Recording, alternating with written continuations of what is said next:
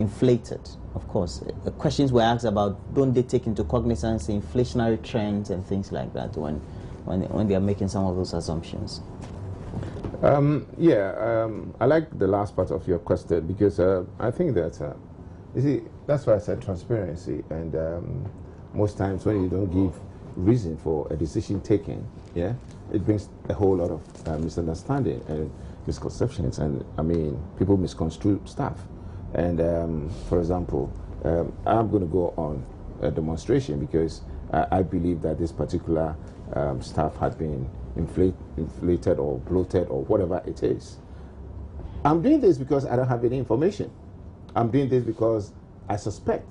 What information do you need? Again, you go to Parliament. These are where the laws are passed. Yeah, but they aren't parliamentarians. Are they parliamentarians? No, they're not. They're not parliamentarians. Well, Parliament is a public institution. You can go and you get access to documentation. So they have access. And are they saying that we're going on strike because something that is supposed to be... Just a minute. Something that is supposed to be 5 cities is now 10 cities. And we've taken all these A, B, C, D into account. Therefore, we think that we have to demonstrate. Against what? Against progress or against what? Retrogression? I believe that, for example, all these things that you're talking about, that certain contracts or certain developments have been overpriced. I think that you have to actually go down and look at the nitty-gritties and then find a better way of asking questions. If those ways are not addressed, then of course, I mean, they can take up a demonstration up and down the street of Accra. But I think that as Ghanaians, when you sit back and we look at certain things that are happening, these arguments are all in the best interest of the Ghanaian. What sort of development are they talking about? Is it the Ridge Hospital, which obviously is to move the city forward, is to move Ghana forward? Is it what? Kwame Nkrumah Circle interchange, obviously to move Ghana forward. What else are they looking at? Okay. The Kaswa interchange. Yes. For example, they said that Tetekwashi cost $32 million. The Sofula interchange cost 38. I mean, at the time when those contracts were issued, and Tetekwashi, we know, and Sofula, all those times it was built before 2009, right? Yeah. Okay. Now, $110 million for the interchange, the Malam, the N1. Now, Kaswa alone, they say, is costing 174 million, and it's smaller than it's even smaller than Tetekwashi and the Sofo line. And then they go on and cite why contracts are also being given to only some few companies. But you see, they cite the Brazilian company that's constructing. Probably they might have a case there, but what it is that with these prices, have they taken certain things into consideration? The dollar itself, or the pound, or the euro, is not the same as it used to be. Nobody is going to the UK now and say, I'm going to buy a bag of cement as it was some time back. And they buy cement from here, and the prices to have. In fact, you go to the UK now, how many families are going down the poverty line? 500,000 homes. Yeah? What is the unemployment level in the UK now? You see, I'm not making an unrealistic comparison, but when you want to sort of like go on demonstration and you make such arguments and you're not taking certain things into consideration, that is where I have a problem with you. I know that, yes, maybe you can argue that in our time, you see, listen, in our time, we pay this and that for a particular project. So we don't see why you are paying something different for the same project. The project can never be the same. The time is not the same time. The value of the money is not the same value as then. You understand? Now, let me chip in here for the with this Kaswa interchange. Now, Kaswa is one place that is or can actually be choked. And I remember they're talking about the cost. It's not about how congested. No, I appreciate that. I appreciate that cost. Yeah. But how relevant? No, the project, they agree the project is relevant. Perfect. But they said the cost for the project is just astronomical in their estimation. Well, it is relevant. Okay. I remember that when I heard this, Kasoa project. I was all for it. But I done a whole week or 10-day kind of research in Kasoa. Yeah? And you know what? The traffic in Kasoa is not about, or the solution is not about an interchange or stuff like that. You know something? That's very eccentric. You know the middle pavement? Do you know the number of people who use it as their marketplace? You know the well, it's one of the reasons. You know the number of vehicles. But it's also because hold on. That place is narrow and congested. It's not because people is narrow and congested. It is because of the indiscipline there. You go to Kasoa, it's all about the indiscipline in that small area. Now, if we could clear the people who use the pavement as their marketplace, we could clear those vehicles parked. Don't vote for you. What do you mean by don't vote for you? Please. Well, that's the reasons why we're not able to take hawkers off the streets. When you count the number of people sitting in the middle on the pavement, yeah, selling, who could be crushed in a minute by some truck or whatever it is, you compare that to if I'm moving you out, you will not vote for me. My brother, it is just because people there are so indisciplined. The vehicles that are parked in that lane that leads to the slip road that would get you turned right into Kasoa proper. Bodrasi Road. Count the number of 207s that are just parked there. So poor law enforcement. I tell you that poor law enforcement has prompted us to go and vote all this money to $174 million. Look, when you when you go and instill discipline, yeah, at Kasoa, trust me, the traffic will flow. How long ago was it that was it the Kufuor administration that actually constructed that road? Yes. Okay. The Malam Yamran. First, how many years? How many? It was also with a GOG counterpart funding but a grant also from. How many years ago? How many years ago? I think it was done in 2006, 2007. Whatever. So 2006. 2007. So let's say 8 years down the line, yeah, we change everything. More than 8 years, I think almost 10 years. Sure. What I'm trying to say is that it is the indiscipline there. Period. Well, you've got a point there, but the point is that you also undertake developmental projects to preempt whatever congestion and future human traffic volumes you are likely to witness as well. It's a critical thing, but the whole posture where you would love this, human congestion that is affecting productivity, stuff like that. Kwame Nkrumah interchange, perfect. Sofo line, perfect. All those places, so perfect. What you're seeing down the but Kasoa, you feel is too. But I would like to caution. Highway to what do you just call have it? to sack everybody. Make sure the traffic flows. Look, I tell you, I was in Kasoa last Sunday. I stopped counting. Yeah. It wasn't that I wasn't in Kasoa. I was in Kasoa. The pavement alone. My brother, why?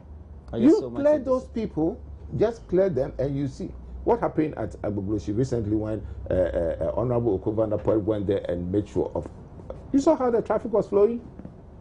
Well, but I think that we have to be careful that we give much credence to the solution that you're professing, because in development, I think the recommendation for the construction of that interchange, of course, will be based on indiscipline. When we take that out. As you say that, so with all the things that AFAG is raising, the point is for every project, there's a valuation that is undertaken. Yes. And based on the valuation, sometimes you have even independent valuers, unless perhaps I'm wrong. No, I mean, you're right. And they will give their own assessment and see whether there's value for money for the project. And even the quotations, whether there's value for money, etc., and whether it's also in tune with same development, perhaps in country or out country, etc. So I don't think that for all the perusal by the parliamentary select committees or all the loans that we've had, we can be in a position and say, well, these budgets were inflated in many respects. No. Why would AFAG be putting on this very posture?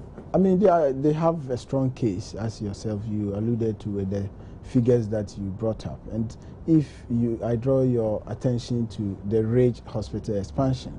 You know, the minority leader said that, yes, it came through Parliament, but we raised objection because of the unit cost of being put up, but the majority had its way. So, you know, in most cases, you can have the process being respected, but because within the context of democracy, you have the majority have it its way. So I don't think that AFAG is wrong. They are looking at it purely from value for money point. And we're trying to justify the increment with inflation and exchange rate depreciation and things like that. I think that it cannot be that much, because if you compare the amount of work that you mentioned for the Kasoa interchange to 18-kilometer stretch road that is a N1 highway with overheads and with a lot of about one major interchange.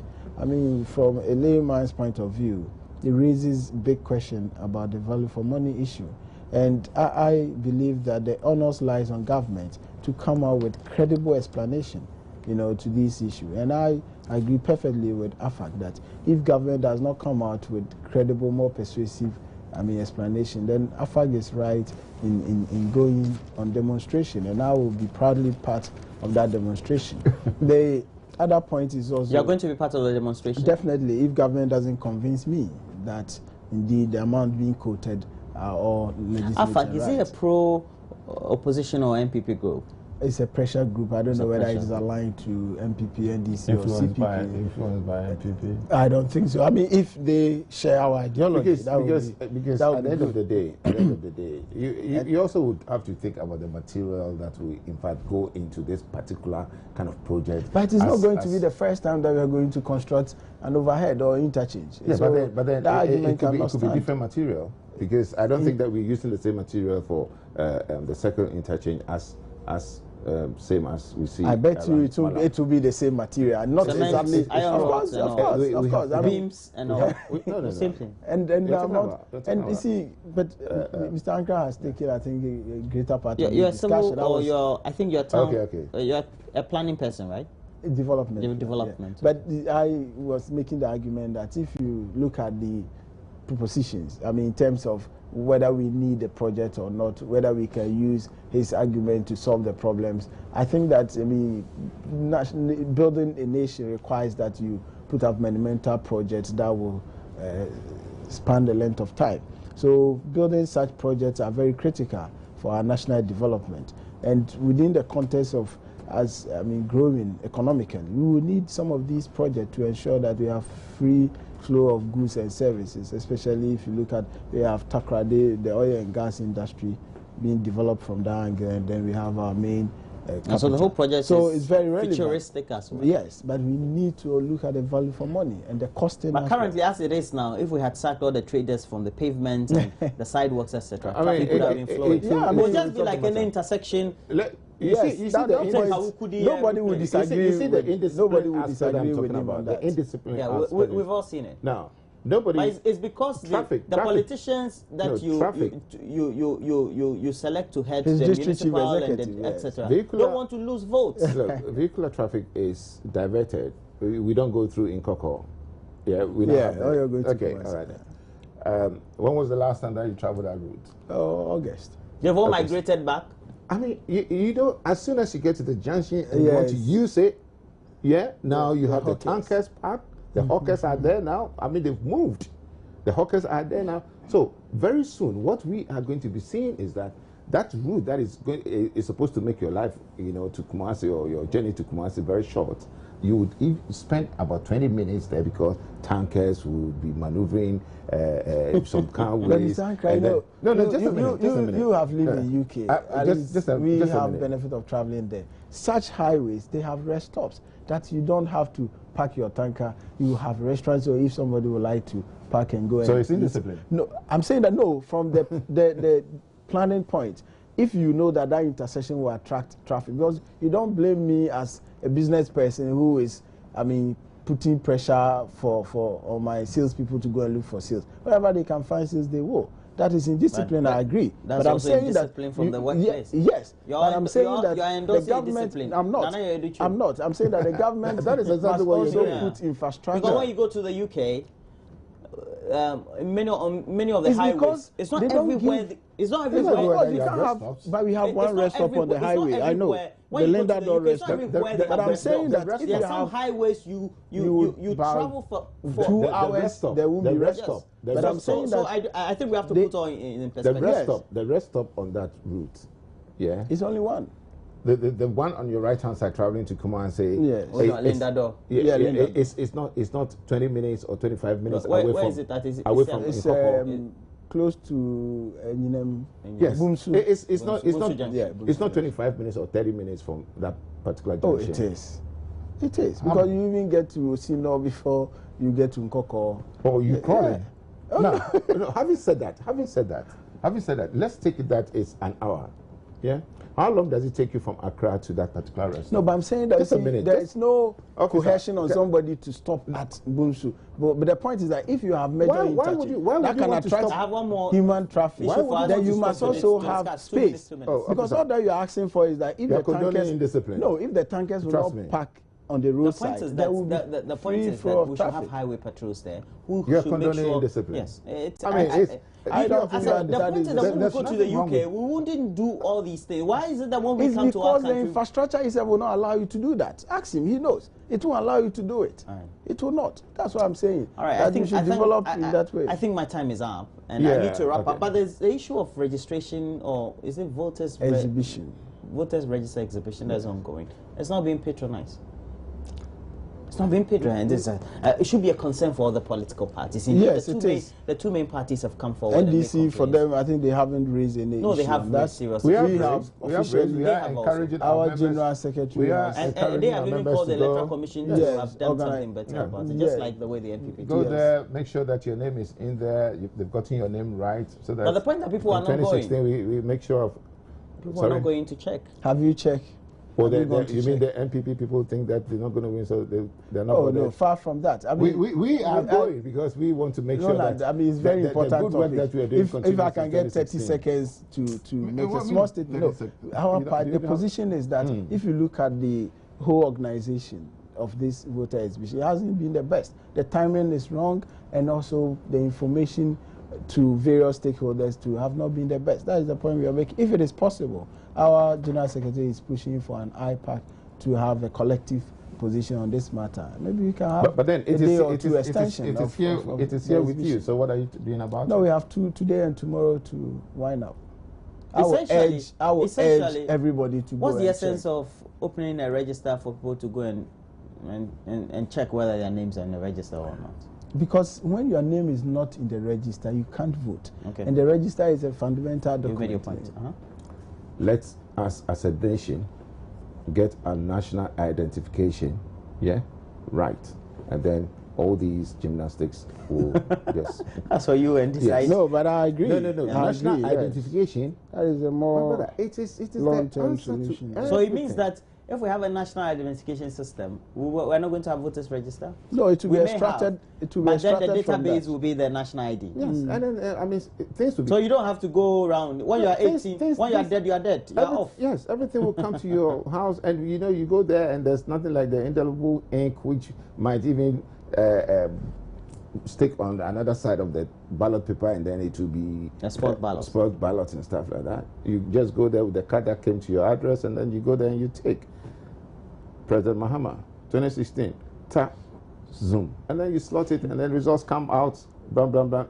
Everybody knows that. No cut. Yes, this particular day in 2016, December, Mahama was elected. 57%. Was re-elected. Yeah, re-elected 57%. No, or Akufo-Addo was elected as the new president. What is today's date? Today's date is 29. 29. Jot it down. That we will have a national ID. No. That he will be re-elected with 57%. Oh, Mr. Ankra, you know that is. Are we still on the show? 57%. Oh, no. That margin. Please. I don't think that. No. Please. I think it's Rollins who had in 1996. A simple question. Are we still? 1996 had 56%. Are we still on the show? Yeah. Okay. So so he would like to withdraw. You know. No. I want. Or is it I want everybody. Who had 56%? I want everybody who's watching, including yourself, and including your establishment here, to note this down. 57%. Right. It's all right. So it's important to vote. It's very, very important. Now, the concern that has been raised by the two main parties, especially the NPP and the NDC, has been that they feel the publicity from the Electoral Commission, even though has been there, has not been catching enough, has not been compelling enough for people to go and check their. Yeah, the major reason is that, as I said, the timing. You know, two major parties we were involved in our primaries. NDC has ongoing. In the middle of it. So I know every activist attention is focused on helping his candidate to become executive. So that is very difficult. However, we cannot give excuses. You know, it's very important part of our political calendar.